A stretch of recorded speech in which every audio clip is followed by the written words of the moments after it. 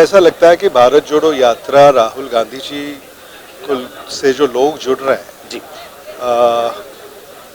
वह बात कहीं न कहीं भारत सरकार को भा नहीं रही। राहुल गांधी जी ही खुद इतने संवेदनशील हैं जी। कि अगर ऐसी कोई नौबत आई तो वो खुद से ही ऐसा निर्णय ले लेंगे। आप देख रहे हैं प्रेस एक्सप्रेस, मैं हूं आपके साथ हर्षिता। विपक्ष का गला घोटने का काम सत्ता पक्ष की तरफ से हो रहा है, ये कहा अमित देशमुख ने।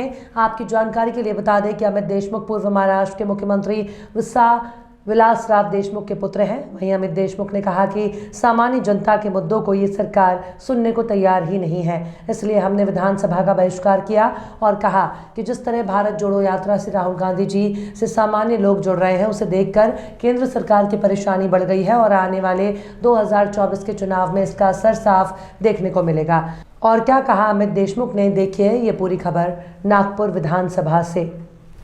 इस तरीके से विरोधी पक्ष द्वारा बहिष्कार डाला गया और आरोप ये लगाए जा रहे हैं कि सत्ता पक्ष जो है किसी भी बात की सुनवाई जो है पटल पर नहीं कर रही है विरोधी पक्ष की। ये तो बात सही है, आप भी देख रहे हैं कि विधान भवन में क्या हो रहा है और इस तरह से अगर विधानसभा का कामकाज चलता रहा जी। तो महाराष्ट्र के किसी भी प्रश्न की सुनवाई यहाँ पर नहीं होगी और विपक्ष का गला घोटने का काम महाराष्ट्र सरकार की ओर से हो रहा है जी। और मुझे ऐसा लगता है कि उसी वजह से आज विपक्ष ने सभा त्याग किया जी। कामकाज में हिस्सा नहीं लिया जी। और यही आने वाले दिनों में भी आपको दिखाई देगा जी। सर, मैं अगर बात करूं केंद्रीय राजनीति की, राहुल गांधी जी की जो रैली चल रही है भारत जोड़ो यात्रा, उसको लेकर के कहीं ना कहीं जो है केंद्र द्वारा प्रश्न चिन्ह उठाए जा रहे हैं कि कोरोना महामारी फिर से एक बार पैर पसार रही है तो इन्हें चाहिए कि ये यात्रा रोक दें। मुझे ऐसा लगता है कि भारत जोड़ो यात्रा राहुल गांधी जी से जो लोग जुड़ रहे हैं जी, वह बात कहीं न कहीं भारत सरकार को भा नहीं रही और राहुल गांधी जी को कोविड की वजह से यात्रा रोकने के मामले में सरकार को पहल करने की ज़रूरत नहीं है। राहुल गांधी जी ही खुद इतने संवेदनशील हैं कि अगर ऐसी कोई नौबत आई तो वो खुद से ही ऐसा निर्णय ले लेंगे।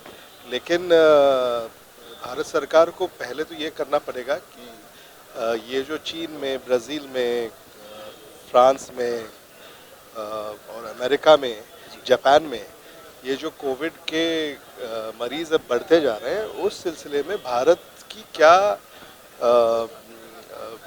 मतलब नीति होगी, इस पर उन्होंने बोलना चाहिए और उस पर कदम उठाने चाहिए, ना कि भारत जोड़ो यात्रा पर टिप्पणी करनी चाहिए। मुझे ऐसा लगता है कि भारत जोड़ो यात्रा जिस तरह से लोग शामिल हो रहे हैं उससे केंद्र सरकार हड़बड़ा गई है और आने वाले दिनों में राहुल गांधी जी एक बड़ी चुनौती खड़ी करेंगे भारत सरकार के खिलाफ। सर, आपको लगता है 2024 में जिस तरीके से चुनाव आने वाला है, लगता है कि भारत जोड़ो यात्रा जिस तरीके से राहुल गांधी जी ने शुरू की कन्याकुमारी से कश्मीर तक, तो आपको लगता है कि बड़ा नुकसान होने वाला है 2024 में? बिल्कुल भाजपा का। बिल्कुल जी, बिल्कुल, क्योंकि यहाँ सीधे जनता के साथ राहुल जी संवाद साध रहे हैं और लोगों के जो सवाल हैं वो आने वाले दिनों में वो उठाएंगे, कांग्रेस पार्टी उठाएगी। लोग कांग्रेस पार्टी से जुड़ रहे हैं, कार्यकर्ताओं से जुड़ रहे हैं और ये सिर्फ कांग्रेस पार्टी की बात नहीं है। भारत जोड़ो यात्रा भारत के संविधान, भारत की आत्मा और भारत का इतिहास, भविष्य, इस पर जो भरोसा करने वाले लोग हैं उनके लिए ये यात्रा है आज। Thank you sir. Thank you sir, thank you.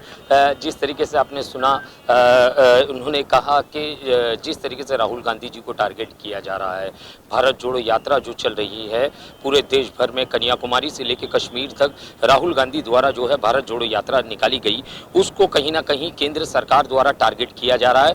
ये कहा जा रहा है कि जिस तरीके से कोरोना महामारी फिर से एक बार अपना पैर पसार रही है, तो वो महामारी जो है दोबारा से हिंदुस्तान के अंदर, भारत के अंदर फिर से पैर पसारने की कोशिश कर रही है, उसे रोकने के लिए कहीं ना कहीं राहुल गांधी जी चाहिए कि राहुल गांधी को ये यात्रा रोके। मगर जो है राहुल गांधी अपनी बात पर अटल हैं और वो इस यात्रा को रोकने से साफ इनकार कर रहे हैं। कैमरामैन सटविलकर के साथ सईद शेख की रिपोर्ट, प्रेस एक्सप्रेस, नागपुर।